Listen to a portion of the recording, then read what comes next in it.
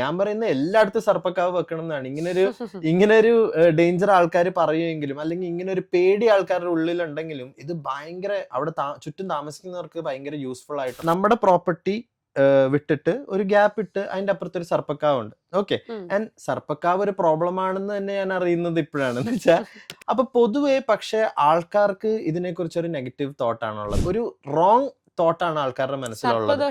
സർപ്പദോഷം വരും. പക്ഷെ നാച്ചുറലി ഈ സർപ്പക്കാവുകൾ അല്ലെങ്കിൽ അമ്പലത്തിന്റെ അടുത്തുള്ള എനർജി എന്ന് പറഞ്ഞാൽ ഭയങ്കര പോസിറ്റീവ് എനർജിയാണ്. ഈ സർപ്പക്കാവ് ഉള്ളതുകൊണ്ട് അവിടെ നല്ലൊരു കൂൾ ബ്രീസ് എപ്പോഴും. പിന്നെ അതുപോലെ തന്നെ ഈ ചെടികളും ബ്രീസും ഒക്കെ ഉള്ളതുകൊണ്ട് അവിടെ വാട്ടർ ഒത്തിരി ഗ്രൗണ്ടിലേക്ക് പെർക്കുലേറ്റ് ചെയ്യും. അപ്പം നമുക്ക് നല്ല ഗ്രൗണ്ട് വാട്ടർ സ്റ്റോറേജും ഉള്ളൊരു ഏരിയയാണ്. അപ്പം ഞാൻ പറയുന്ന എല്ലായിടത്തും സർപ്പക്കാവ് വെക്കണം എന്നാണ്.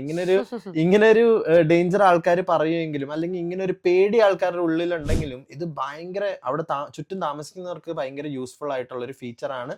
നമ്മുടെ പ്രോജക്റ്റിനും അത് ഭയങ്കര നല്ലൊരു ഫീച്ചറായി മാറി. ബിക്കോസ് നമുക്ക് ജനറലി ഒരു വാട്ടർ അവൈലബിലിറ്റിക്ക് ഒരു ഇഷ്യൂ ഉണ്ടായിരുന്നു. പക്ഷെ ഈ സർപ്പക്കാവും ഈ നമ്മളൊരു വലിയ കിണർ കുഴിച്ചതിലേക്ക് ഈ സർപ്പക്കാവിൽ നിന്ന് ഒഴുകുന്ന അല്ലെങ്കിൽ ഈ ഗ്രൗണ്ടിലേക്ക് പെർക്കുലേറ്റ് ചെയ്യുന്ന വെള്ളം ചെല്ലുന്നതുകൊണ്ട് നല്ല ബ്യൂട്ടിഫുൾ കണ്ണായ വെള്ളം നമുക്ക് കിട്ടി.